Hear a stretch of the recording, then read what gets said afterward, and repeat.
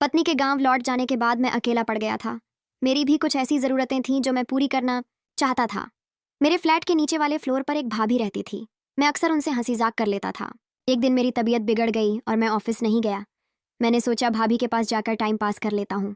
उनसे बात करूंगा तो अकेला भी नहीं लगेगा और घर की याद भी नहीं आएगी। मैं उनके घर गया तो भाभी चाय बनाने लगी और जैसे ही वह चाय का कप देने के लिए झुकी तो उनका पल्लू गिर और उनके उभार का ज्यादातर भाग मेरी आंखों के सामने आ गया। मैं बेकाबू हो गया और उनके दोनों संतरों को हेलो दोस्तों, आज की इस रोमांचक कहानी में आप सभी का स्वागत है। मेरा नाम विशाल है। मेरी उम्र 30 साल है और मैं एक शादीशुदा आदमी हूँ। मेरे 2 बच्चे भी हैं और मैं उनसे बहुत प्यार करता हूँ।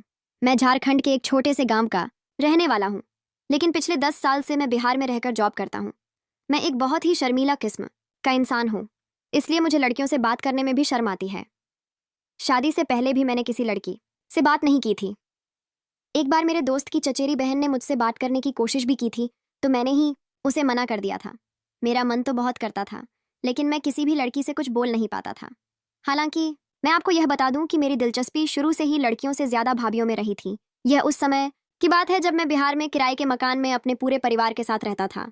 शुरू में हमारे घर की माली हालत काफी अच्छी थी क्योंकि मैं अच्छे पैसे कमा लेता था, लेकिन फिर धीरे धीरे हमारे घर के हालात बिगड़ते गए। दरअसल हुआ यह था कि मेरी माँ की तबीयत बहुत ज्यादा खराब हो गई थी। मेरी माँ गांव में ही रहती थी। जब उनकी तबीयत ज्यादा खराब हुई तो मुझे अपने पूरे परिवार के साथ गांव वापस लौटना पड़ा। हम थोड़े दिन गांव में ही रहे और माँ की सेवा की। जब माँ की तबीयत में सुधार आने लगा तो मैं अपने पूरे परिवार को छोड़कर वापस बिहार आ गया, लेकिन इस बार मैं अकेले ही आया था। मैं अपनी पत्नी और अपने बच्चों को साथ नहीं लाया था। पत्नी के साथ ना होने की वजह से मेरी कुछ ज़रूरतें अधूरी सी रहती थीं। अब मैं सोचता था कि काश मुझे कोई ऐसा मिल जाए जो मेरी ज़रूरतें पूरी कर सके, पर मैं इतना शर्मीला था कि किसी से बात करने में भी मुझे बहुत शर्म आती थी। मैं आपको अपनी एक खासियत और बता दूं कि मेरे परिवार की हर एक भाभी से मेरी बहुत अच्छी बनती है। मैं जिस फ्लैट में रहता था उसी फ्लोर के नीचे एक भाई साहब अपने परिवार के साथ रहते थे।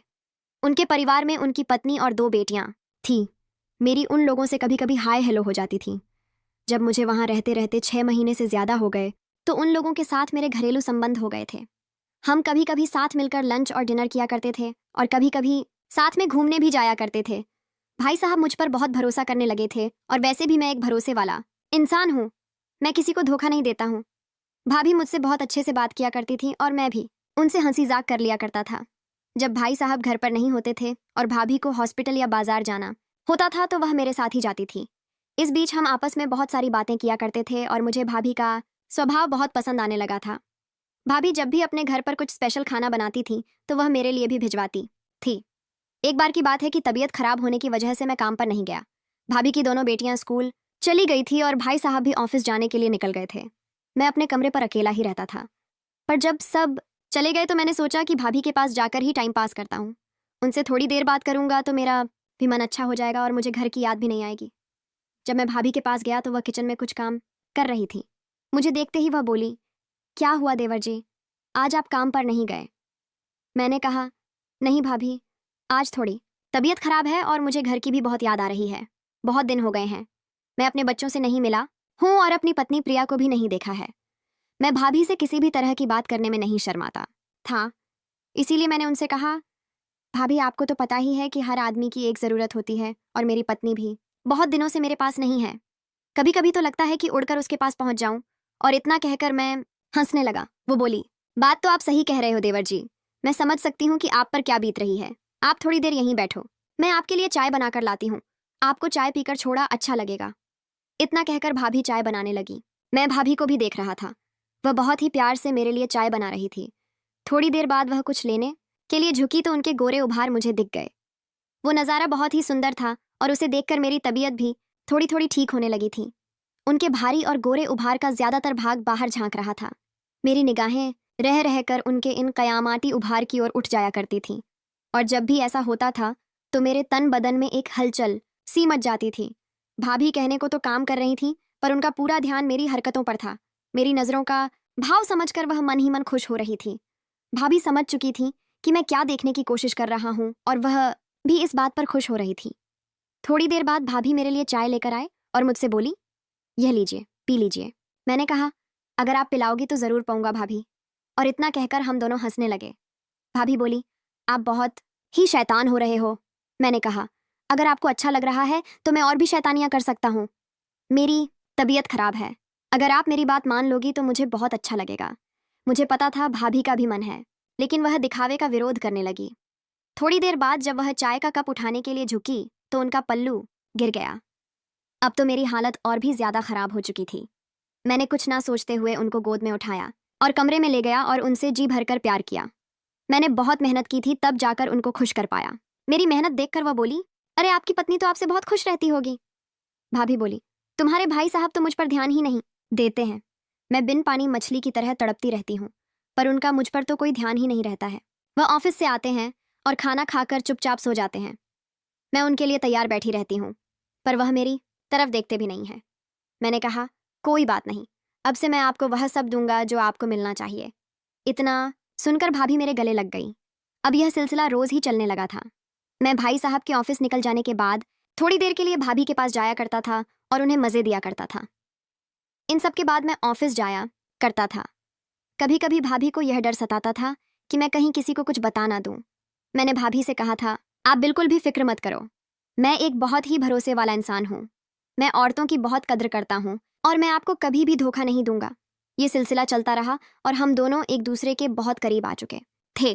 कुछ दिनों बाद हमारी जिंदगी में बहुत बड़ा बदलाव आने वाला था, क्योंकि मेरी पत्नी मेरे पास वापस आ गई थी। पत्नी के आ जाने के बाद मैं ज्यादातर समय उसी के साथ बिताता था और भाभी को बहुत ही कम समय दे पाता था। कभी कभी तो मैं उनके पास जा ही नहीं पाता था। मेरी पत्नी को शक होने लगा था कि जरूर उसकी पीठ पीछे मैं कुछ अजीब हरकतें कर रहा था। वह बोली, क्या आपको मेरी याद नहीं आती थी? मैंने कहा, भला ऐसा हो सकता है क्या कि मैं तुम्हें याद ना करूं? मुझको पता था कि उसे मेरी बातों पर यकीन नहीं है, लेकिन मैं कर भी क्या सकता था। पत्नी के आ जाने के बाद मैं भाभी के पास जा ही नहीं पाता था और मैं उन्हें बहुत याद करने लगा था।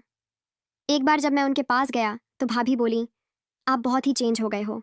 जब से आपकी पत्नी वापस आई है तब से आप तो मुझे भूल ही गए हो। मैंने कहा, ऐसी कोई बात नहीं है भाभी।